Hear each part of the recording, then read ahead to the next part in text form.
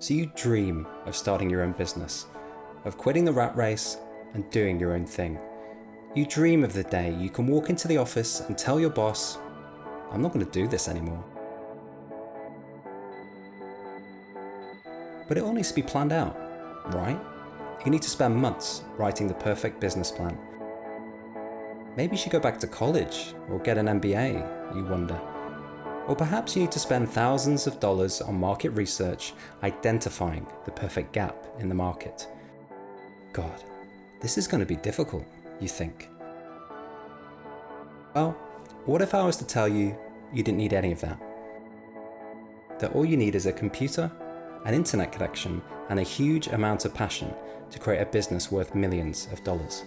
This is the story of Hypebeast, one of the biggest and most influential lifestyle brands in the world.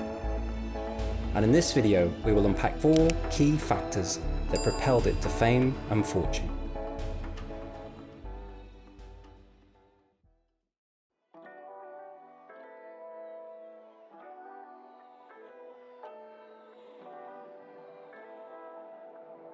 Years before streetwear took over the world, before Supreme and Palace collaborated with high fashion brands and dominated catwalks, and long before hyped items were bought by the rich and famous, the streetwear scene was a mainly unknown and underground subculture. It was a byproduct of the hip-hop and skateboarding scene. The scene was originally made up of teenagers from around the world who were obsessed with the latest styles, drops and sneakers. And one of those kids was 15-year-old 𝐤𝐤𝐬𝐜, founder of Hypebeast. Kevin was just like the kids that you see today. You know the ones who queue up for hours outside a store, just waiting to drop hundreds of dollars on a rare t-shirt or a hyped pair of sneakers. When he wasn't studying at school, he would spend hours on online forums, such as Nike Talk, dreaming of the latest pair of Air Jordans. And while this passion for streetwear would be pivotal to his later success, as a mere kid from a relatively poor family, Kevin wasn't able to buy the items he so desperately desired. Yet all of this would soon change.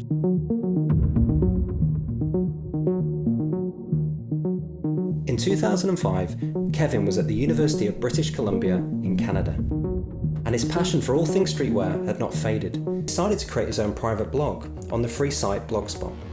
But after a few months, he wondered to himself, why am I keeping this knowledge to myself? So he quickly made the decision to make his blog public, a decision that would ultimately change the rest of his life. He named the site Hypebeast, a name originally meant as a bit of a joke. As Kevin himself recalls, the term Hypebeast had a negative connotation when I first used it, because it meant that you were just following the hype. I thought it was kind of funny to use that name. Now at this point, it's important to remember that Kevin had no formal training in website building or server hosting. He was studying economics and psychology, not computer science. However, it was his passion for all things streetwear that drove him to teach himself via lessons he learnt on the internet. And this passion never wavered. An exhausting day at the office, he would still get home and often work long hours on Hypebeast. He would research, write articles, respond to comments, and maintain the community often until 2 a.m. in the morning. Nothing would get in the way of his passion. Whilst working at the bank, that he noticed that the site visits were beginning to accelerate quickly. What originally started as a few hundred views quickly turned into thousands and then tens of thousands. And this got Kevin thinking, what if he could make enough just to pay for the running costs? Or even, he dared to dream, make enough money to buy a cool pair of sneakers every month or so. So once again, with no experience but lots of passion, he turned to the internet and taught himself how to set up Google Ads and affiliate links on the website. And much to his surprise, the cash started to roll in. And it started to roll in a lot quicker than he expected. After only a few months, he was making as much money from Hypebeast as he was at his full-time job at the bank. All of his dedication and hard work had paid off, and he was finally able to quit his full-time job to pursue his passion full-time. The truth is, Kevin never had a business plan or prioritized making a quick profit. He never conducted market research or spent thousands of dollars on new product development. He simply stuck to what he was passionate about and invested all of his time and energy into it.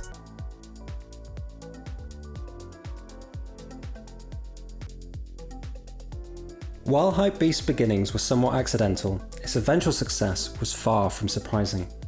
Right at the beginning of the Hypebeast journey, Kevin identified an opportunity to create value for an underserved community.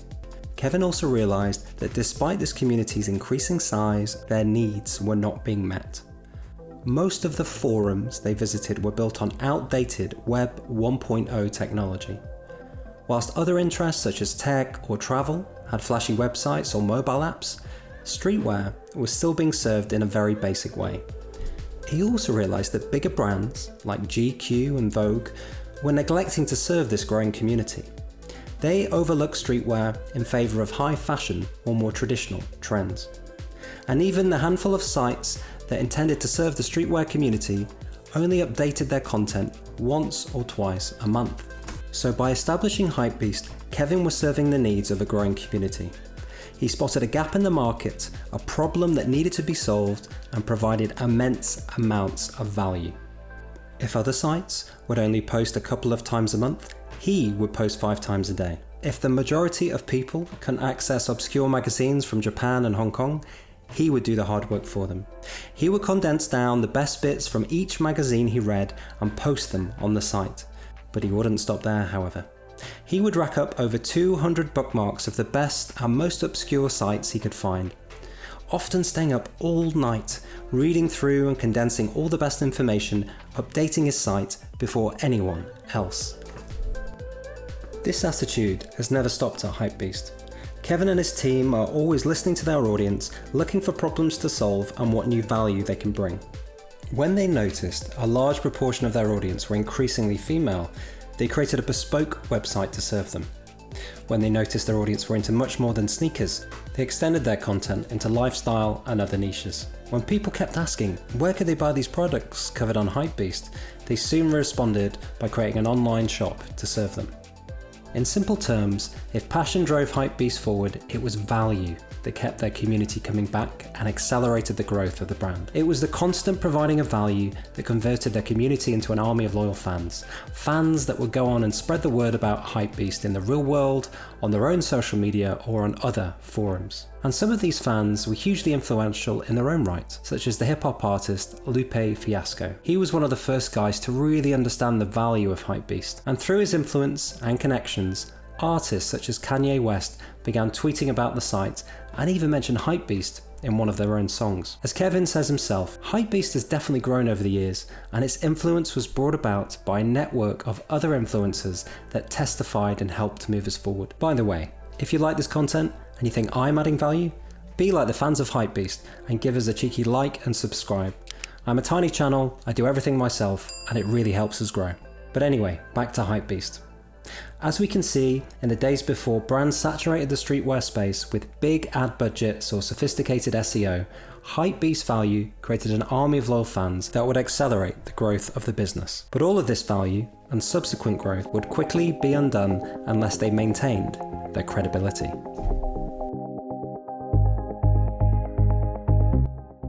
Even as Hypebeast rapidly grew and the money started rolling in from advertising and affiliate links, Kevin never got greedy. He never prioritized short-term profits or making money quickly. He always sought to serve the streetwear community and add value. Even when they started running ads on their site, Hypebeast was always selective about the businesses they would work with. They would also only post affiliate links from brands they would buy themselves. When Kevin was offered funding from private investors on numerous occasions, he turned them down time after time, because he never wanted to be pressured into maximizing profit in favor of providing value. And even when the company IPO'd in 2016, Kevin ensured he still had full creative control and was a majority shareholder in the company.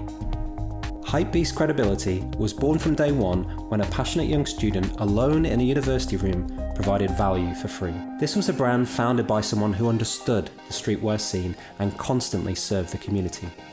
And it is a brand that has sustained this credibility by always placing the needs of the community above making a quick profit. It is also this credibility that has given Hypebeast the ability to constantly experiment and expand. And on the flip side, there's also risk of not doing anything as well, because if you don't do anything, then it's like first of all, you might lose out on, the opportunities that are present to you. And then secondly, you don't really grow as a company or even as like individuals on learning how to do new stuff. Yeah. So that's also, I would say, a risk, because I feel if like companies don't innovate, they're going to eventually, go bye-bye, Hypebeast has never settled and is never willing to stand still. As a business, they are always looking to experiment, move forward, and expand the brand. Although the site began by covering streetwear, it soon expanded into fashion, art, music, and culture.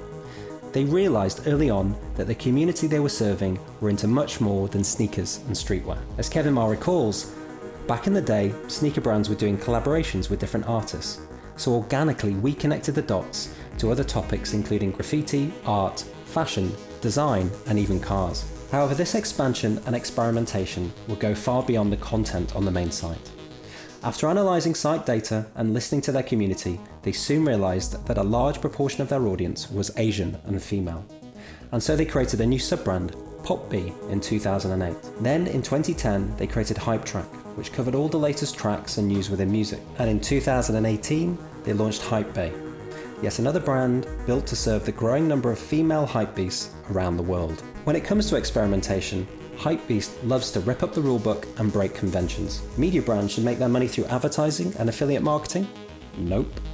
Hypebeast decided to flip the model on its head and create their own e-commerce site, HBX. And even then, they never stopped experimenting, creating HBX Archives in 2016. Archives let the community get access to and buy a wide variety of limited edition drops. And because Hypebeast has an immense amount of credibility, buyers are assured that every sale is authentic. They defied conventions again in 2020, when in a world where high street stores were closing on a daily basis, they decided to open their first physical store in Hong Kong. How about traditional print magazines? Aren't they the very business model that Hypebeast helped to kill? Well, Hypebeast ignored this, and in 2012, they launched the first issue of their limited edition magazine. And while other newspapers and magazines were going out of fashion or going out of business, the Hypebeast magazine has thrived, often reselling for twice, 3 times, even 4 times the original selling price. Hypebeast's approach to experimentation has helped the brand stay relevant and proved hugely lucrative. It has helped the brand grow to become one of the biggest and most influential lifestyle brands in the world, growing their total revenue by over 500% between 2015 and 2020.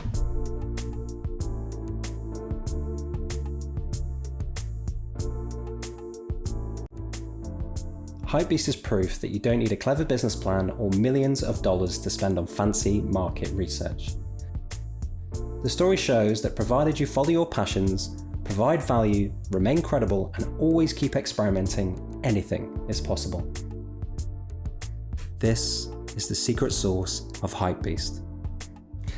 Thank you for watching this video. If you enjoyed the content, please like, subscribe, and share the video. I run this channel all by myself, researching, writing, recording, and editing. Liking and subscribing really helps us to grow, especially when we're brand new. Anyway, thank you for watching. Till next time, bye for now.